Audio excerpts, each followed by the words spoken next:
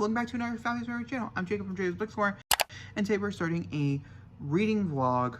This is a non-spoiler section, but a spoiler reading vlog for Chain of Gold, which is the first book in the Last Hours trilogy written by Cassandra Clare.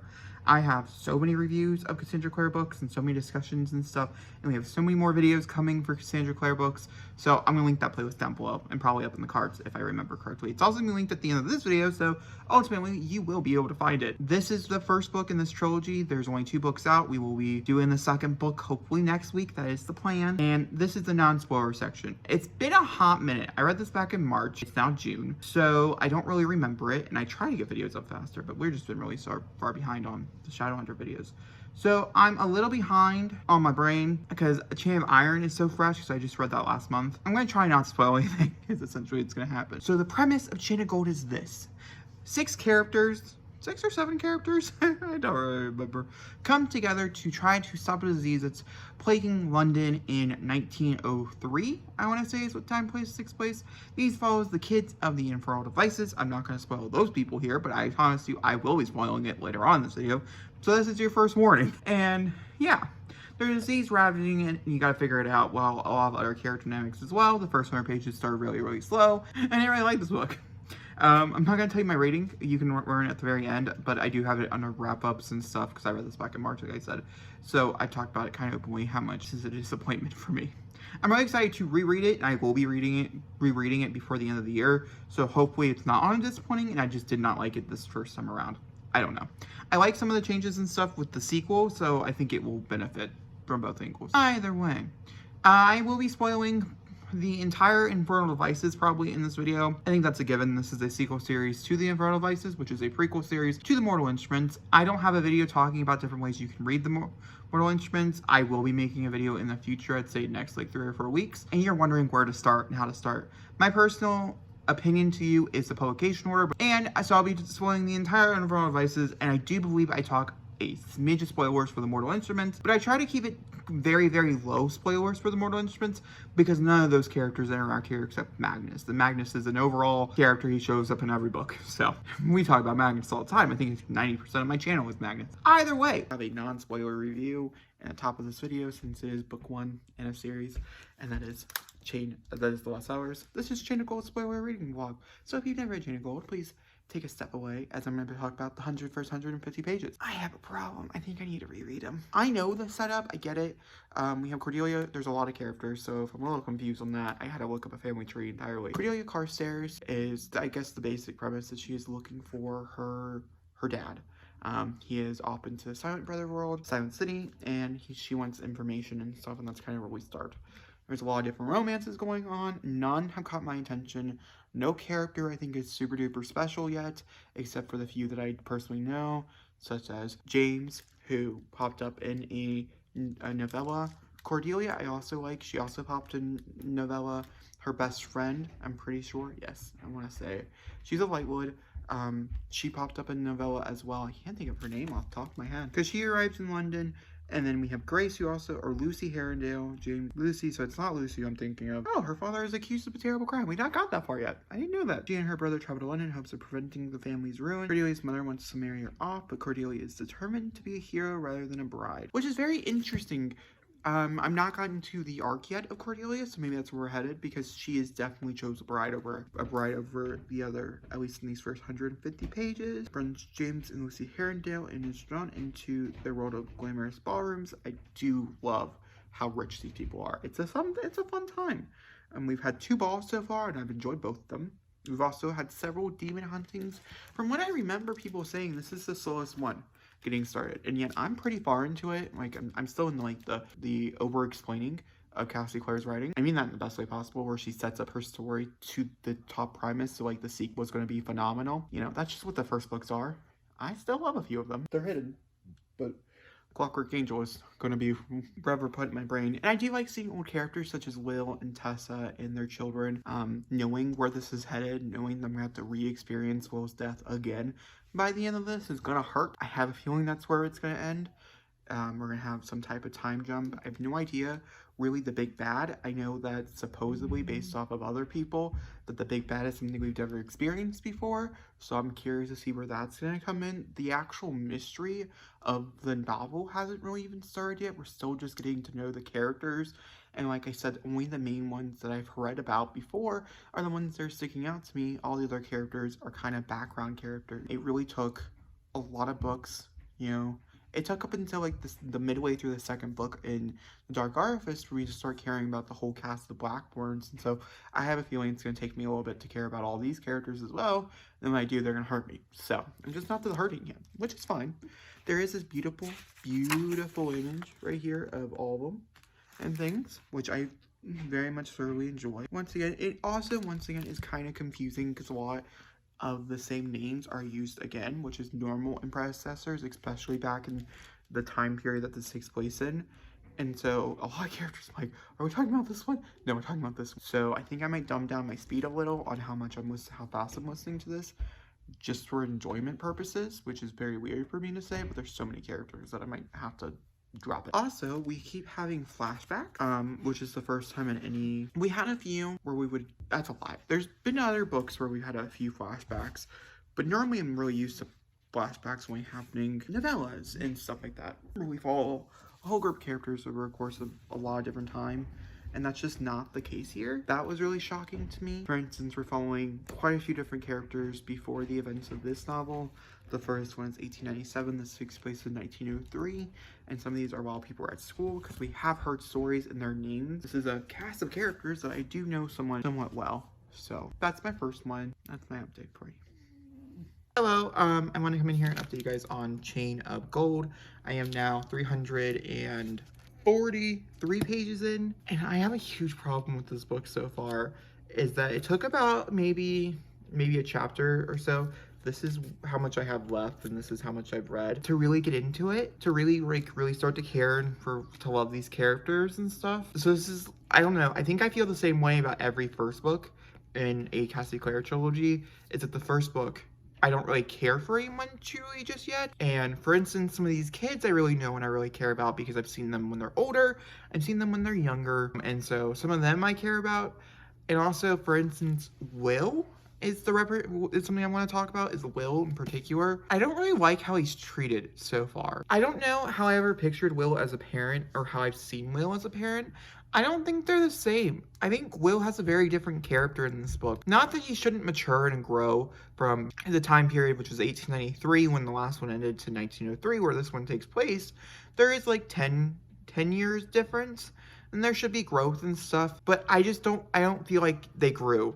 Or I think he either over matured or he lost what made Will. He's not a main character, he's a side character, he's only in a few scenes, well, he's only in a few chapters. It really does take place about the core cast of characters, and the problem here is I know James, I know Cordelia, I know Gracie, which we can talk about Grace here in a second. I know Alistair. Matthew, I want to say, is another one. And so I've not really grown attached to any of these characters. I'm definitely going to read the sequel in a different way. I read this one, I think, a little too fast so far.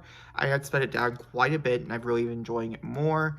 And so I think me losing the transfix with the beginning and to really get to know and adapt to these characters was kind of hard. But let's get real here. I didn't love anybody truly in until Lords of Shadows.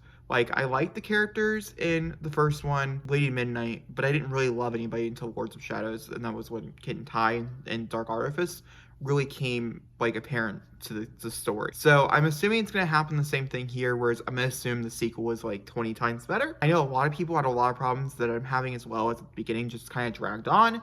There's a lot of action sequences and stuff in the beginning, but I still think the action sequences later on are well choreographed.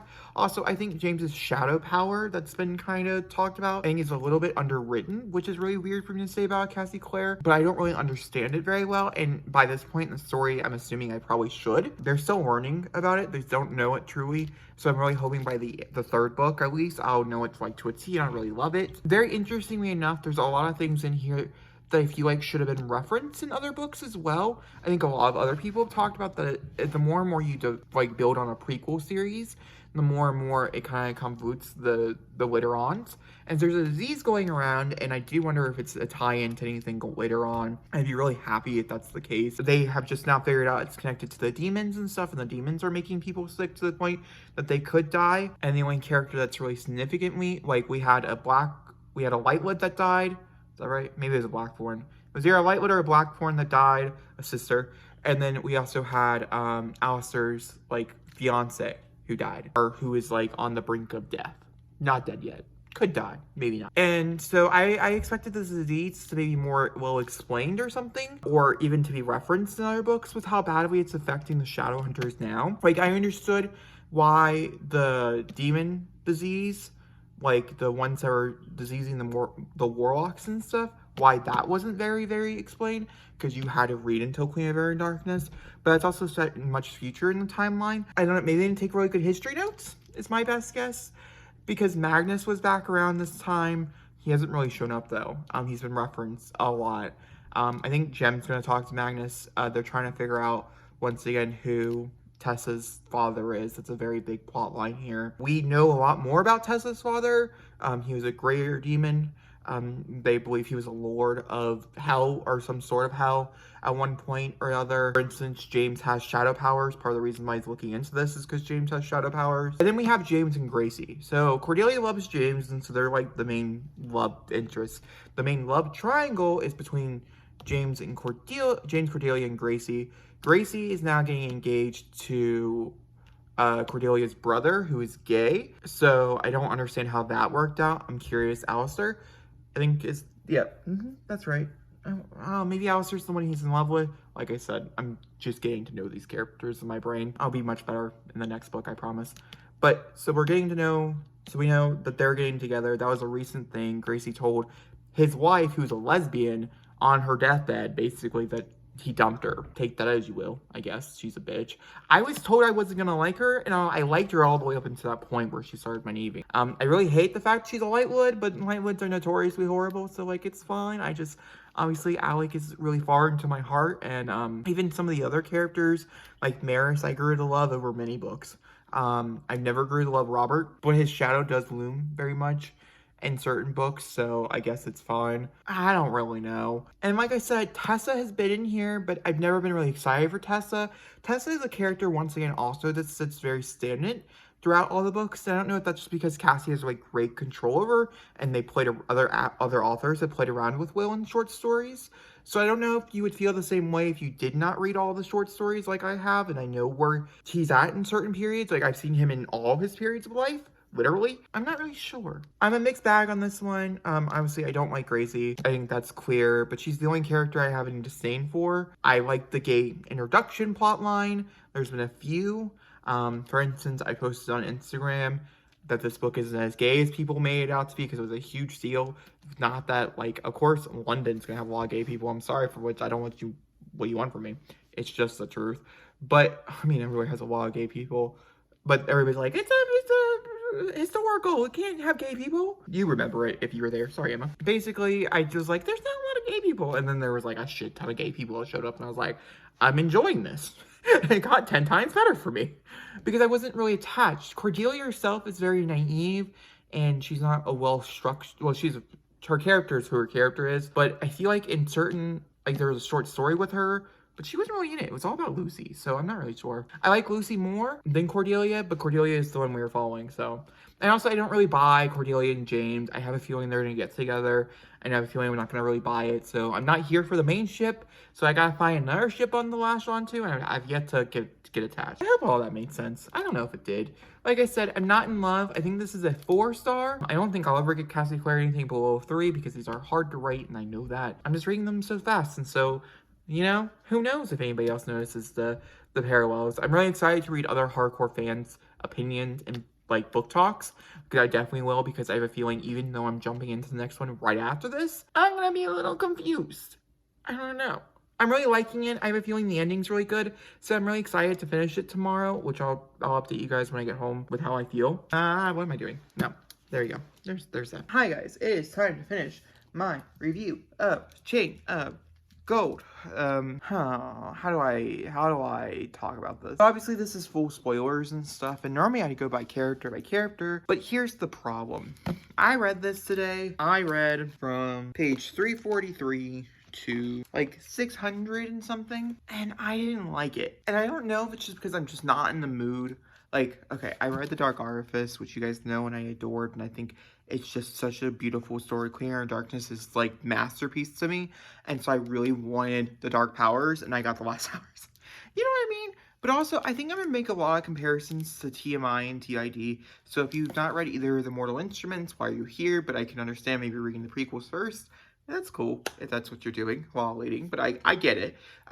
If you're not read any of the Mortal Instruments or the Infernal Devices, how are you reading this book? I get it, you can technically, but I don't know.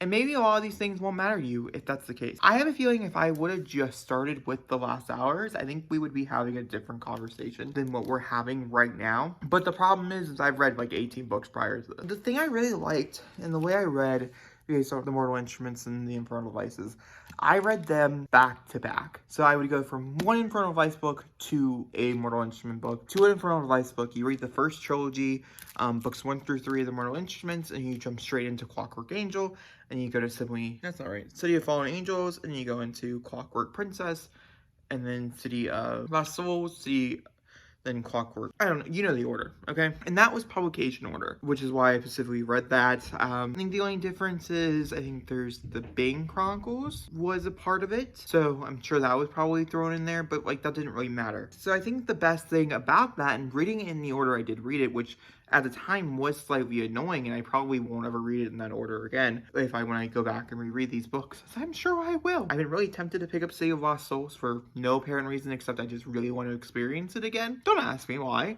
I think it's everybody's least favorite. It's my favorite book of like the entire like Cassandra Clare books. My point being here is that when we're doing the Infernal Devices and the Mortal Instruments, you're reading back to back, there's actual repercussions to things that happened in the 1800s in the 2000s. Direct references to demons, to I mean, it's a very cool and fun experience to sit there and read it because you're seeing these characters, but you're not seeing these characters.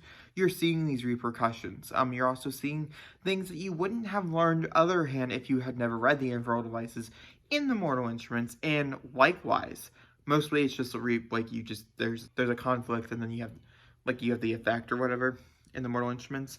And my problem so far with The Last Hours, other than the fact that I didn't really attach myself to anyone, there is a few gay characters in here, and I'm not gonna lie, I normally attach myself to the queerest ones you can find. You like the people you relate to. And I didn't really care for any of the ships, which made it really hard. Normally I don't in book 1, to be honest with you. It took a very long time for me to find a ship in the Mortal Instruments. I really read that because of the plot. I didn't really, and also the characters individually. But the Dark Artifices and the Infernal Devices, it was different. I had direct ships like Will and Tessa. I loved them. They hurt me, but I loved them. Kit and Ty, I love them. You know, and which are not technically. And so with The Last Hours, I don't love Cordelia and James. I don't buy the romance, and so I'm not obsessed with them. I don't like Grace because Grace is a horrible person. I think she makes really bad decisions. I don't think she's a horrible person. But I don't buy their romance. I don't buy Alistair's and Charles's romance. I don't buy Matthew's and, well, Matthew doesn't really have anybody, but he's been kind of linked up to a few people. Like Matthew and Alistair, which was the beginning, I think the seeds here, were the thing I enjoyed the most out of the whole book. I also liked Whitewood, the daughter of the Whitewoods, and Anna. I can't think of her name off the top of my head, but I really liked their relationship as well, but it was extremely minor and only really showed up in like parts of the beginning and the end, and I really liked it because I had the build up with a novella, or I probably wouldn't have cared for it at all. Yeah, so I just don't think the relationships were really that developed. There was a few friendships, such as Cordelia and Lucy's friendship I really liked. James and Matthew's friendship I really liked to a certain point. James is really, truly, I would say, a card cutout of a Cassandra Clare character.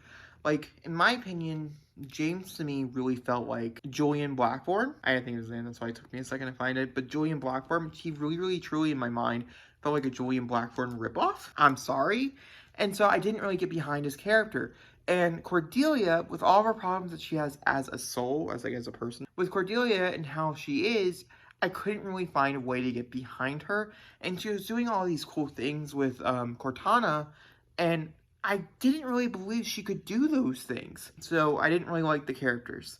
I'm going to listen to all the book talks, and I'm going to, like, do a lot of, like, spoilery reading vlogs and stuff with people who really love the series and who really love the characters, and see if I can get attached to someone that way. Also, I'm really hoping Chain of Iron will obviously rectify all these mistakes I have.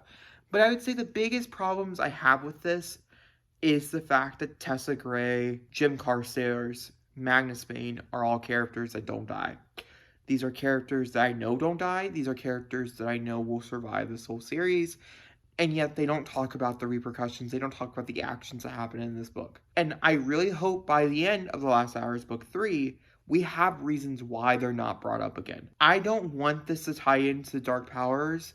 I have a feeling there's going to be elements here that do.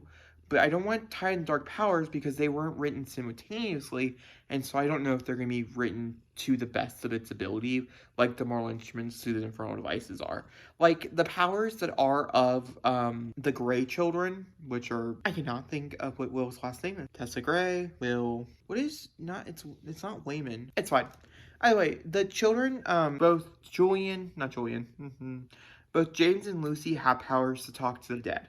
Well, Lucy can control the dead, and James can go into a shadow realm, which supposedly is broken. And neither of these things are ever brought up again. And I feel like because they're such a big deal, and because ghosts are so important, and also the dealing of, like, interdimensional into the portals and the dimension are so important to other stories. I'm not going to spoil anything here, obviously. Did I personally feel like this should have been brought up already? And Jacob coming in here, I'm going to do some slight spoilers for Queen of Air and Darkness. The only thing this contains to is just, Jessa, oh my god, Tim and Jim. Tessa and Jim. That's what these spoilers contain to you, but if you've not read any of those books, such as, like, The Dark Artifice, just go ahead and jump ahead back to Unicorn Setup, Whole 9 Yards, and we're going to get to talking. So, Tessa ends up having a baby. She doesn't have this baby until it goes to the shadow market, but ultimately she has another child. And this child, once again, is a greater demon child. I mean, Jem is not so much, a greater demon, but Tessa is. And so it's one half blood. It's the same concoction as James and Lucy. And obviously, Lucy would go on to get into a relationship with a different person. I'm not going to spoil it here since I don't think I don't know if Jesse's mentioned at all in this book. So I'm not going to talk about it. If you don't know who Jesse is, you will soon. Just moral story. And then with James, I do have a feeling he would probably end up with Cordelia. So they probably had children. And so that's my only, workaround. Because I can see Tessa being like, we're not going to tell people about this, except for the people that know, and that's just because it's a very big liability. I mean, controlling the dead is a huge deal, and that is what Lucy does. Walking through realms is also a huge deal, and that is what James does. And so then, having the idea that if you have a baby with a greater demon, and that your children who are Nephilim could come out, one, having runes on their body, and then two, being able to do these things, if not more things, depending on the greater demon you have a baby with, that could cause a problem. And so I do wonder if Wicked Powers to swallow any of this storyline, or if it's going to be a throwaway storyline. But I would say that's my biggest takeaway from these books, and this goes on for the sequel as well, is that they introduce a lot of things that are really cool. Either it's like a mechanism or whatever, but it's never brought up again, and I can only see the workaround being it's because they were too powerful, and they didn't want them going into the wrong hands, such as a baby with a greater demon. You know what I mean?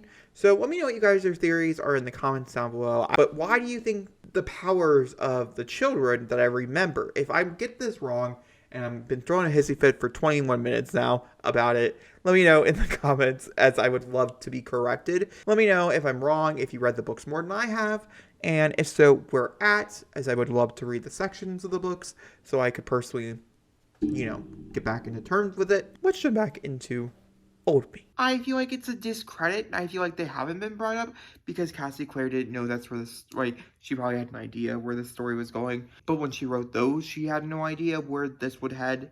Which brings us to my main issue, I would say, with the book. And that is the fact I don't know how necessary it is. Once again, this is book one. It's astronomical. What was the point of book one, you could ask? Well, Cordelia wanted to get her dad off of, like, death row or whatever. She wanted to get him off of Idris. That was, like, the point of the book. She also wanted to get married off. She got both those things by the end, and so, like, the conclusion of the book made sense. She got married, and she got engaged to James for a year, which was something she's always wanted, and yet I'd never felt the spark. I never felt the spark. And then also with her dad being, like, an alcoholic drunk and things, one, that's fine, and I'm curious to see what that's going to be like in the second book when he comes home now that she's aware of his mistakes and his actions. But the problem being here is that, like, I have some curious inkling thoughts, but I'm not, like, super duper excited to pick up the second book in this series. Like, I could see myself waiting. I'm not, because I want to, we're doing this readathon type of thing right now, and so I'm going to read it. But I could have waited the year and I would have been fine. I wouldn't have been, like, anticipating Chain of Iron, and so I really hope by the end of Chain of Iron, I'm really anticipating, I don't remember what the next one's called. It's like Chain of something. I can't think of what it's called. It's not, man. I had major problems with this book. It ended up being a 3.5 out of 5 stars for me personally. And I really hope you guys understand that. And this obviously is subject to change. So when this video goes up, which is going to be like in late April, I read this in the beginning of April, and it's like a 4 or 4.5, that's just simply because I've listened to a lot of people and I understood the story more and I cared for the characters more. And I could have read Chain of Iron and it could be fucking spectacular. And it could have repercussions and huge things that have, like, actions in here. Because also, like, the whole big bad conversation of James going off into the shadow world, but also with James going off in the shadow world, we don't actually see a big battle fight. We know that that Cordelia actually didn't kill the monster. Either way, I don't know. Let me know what you guys think in the comments, how you guys feel about Chain of Gold, because I want some opinions. So let me know.